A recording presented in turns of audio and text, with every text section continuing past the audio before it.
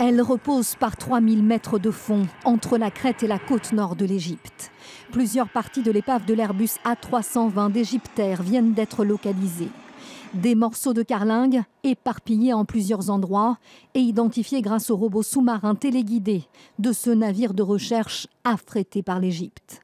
Une information cruciale avancée par la commission d'enquête égyptienne. Prochaine étape, établir une cartographie des débris avant de les repêcher. Car le temps presse pour retrouver les boîtes noires. Les signaux envoyés par les enregistreurs de vol devraient cesser dans une semaine. Il y a 15 jours, la marine française avait détecté le signal de l'une d'entre elles. Des boîtes noires essentielles pour faire toute la lumière sur un crash inexpliqué. Il est 2h29 du matin, heure française, le 19 mai dernier, quand le vol MS 804 d'Égyptair, reliant Paris au Caire, disparaît des écrans radars.